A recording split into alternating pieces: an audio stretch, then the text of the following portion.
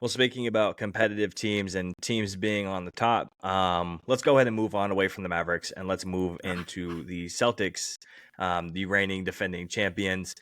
Now, the biggest question on everyone's mind for Boston right now in the moment is how is the time that Kristaps Porzingis misses? How is it going to affect the Celtics? Right? How big of an impact is it going to leave on the Celtics team? He's dealing with a rare leg injury that isn't. He's not set to make his return until late November, early December at the very earliest. Right now, I know some of his earliest interviews in the past couple of weeks have been pretty optimistic about coming back, maybe in the middle of November or in the beginning. I don't think it's going to be anywhere close to that, especially if we're being very competitive, which we should be extremely competitive for that number one seed spot. The guys who are going to be filling that role is going to be Al Horford, Luke Cornett, and Xavier Tillman, who is taking a little bit of a better step, at least what he's shown in the preseason. I'm not the biggest Xavier Tillman guy. The assumption right now is that Al Horford will be the one starting.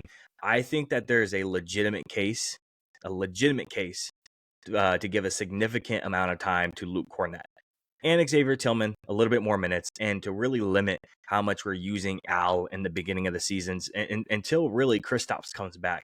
I don't want to use him too much. I want to make sure that Al is conserved and ready to go as much as possible for the most important time of the season, right? Which is the playoffs, which we're assuming we're going to be the one seed. We're going to make that, and we're going to make a deep run. We want to save him for that. He played a significant role in the playoffs. We want to see that same thing over and over again, especially if we have to face a team like the Sixers. Al Horford always matches up really well against Joel Embiid. We want to save a guy like that for the biggest moments. So for me personally, I think we should save Al, bring on Luke. I don't think it's going to affect us crazy. I think the spacing is going to take a hit because of what Kristaps can bring, and limiting Al. If you bring Luke Cornett out there, you're not going to lose the rim protection. You're losing the spacing. That's what you're really missing on this team. I still expect Kristaps to come back onto a team that is the 1 or the 2 seed, the 3 seed at the absolute lowest by the time he comes back, late November, early December. How do you see this affecting us? I think the biggest effect that not having Kristaps for the Celtics is going to be the first 10 games when he comes back.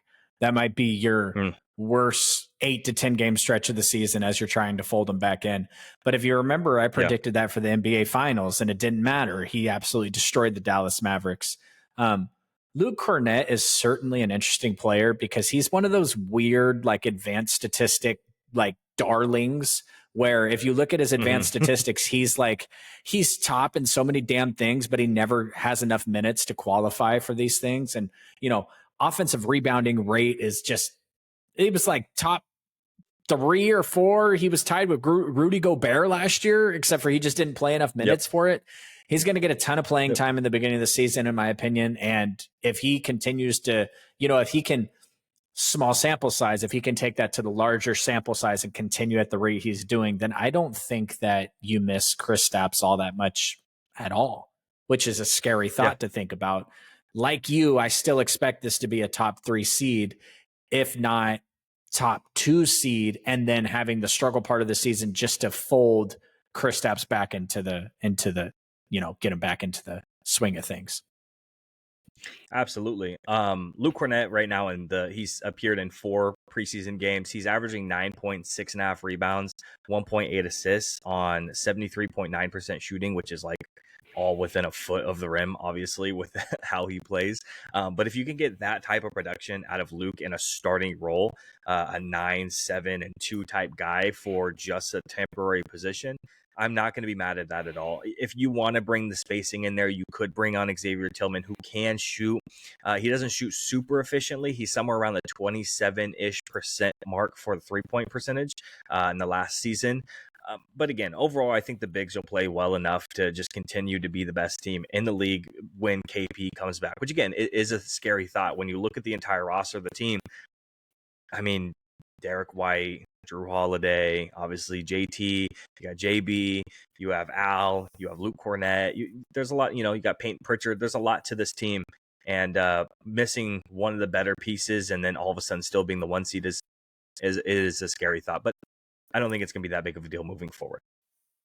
I have I think that you're going to see another step forward for JB.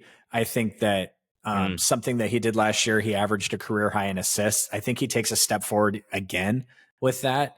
And I was looking today at just the gambling odds for some of the awards, NBA awards, and your boy Peyton Pritchard was up there for sixth man of the year, which was mm, interesting to me because he did well last year, but I think he averaged like 8 points a game or something like that. But the reasoning for that, I was trying to find out why he was ranked, and I stumbled upon an article in the Athletic where they were talking about Drew Holiday and a long playoff run, and then he's in the Olympics, and maybe you just do not play Drew Holiday the amount of minutes that you would think early in the season or even midway through the season because you just don't need to.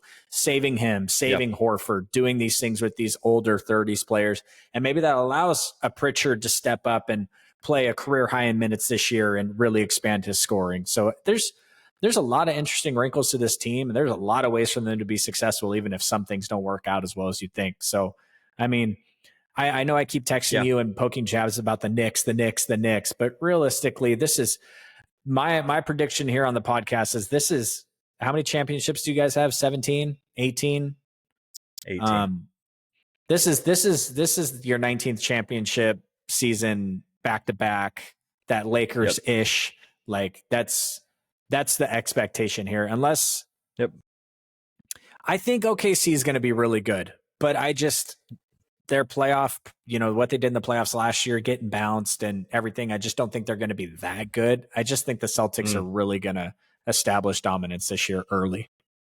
Unfortunately, fuck the Celtics. If you look at the minutes from last year, Drew Holiday played 32.8 minutes per game last year, while Peyton Pritchard played 22 minutes a game, that was already his career high by far. So if you do see a closer minutes restriction, you could see Drew somewhere around the 27-minute mark, while Peyton Pritchard gets up there around that 27 mark as well. At least, like you said, kind of start the season. Once we get after the All-Star break, everyone starts kind of ramping up, and then we start limiting some of those bench guys a little bit more. Obviously, when the playoffs come, there's guys who just don't play all that much that you see a lot in the regular season. They just don't play in the playoffs anymore. It happens to everyone, happens all the time.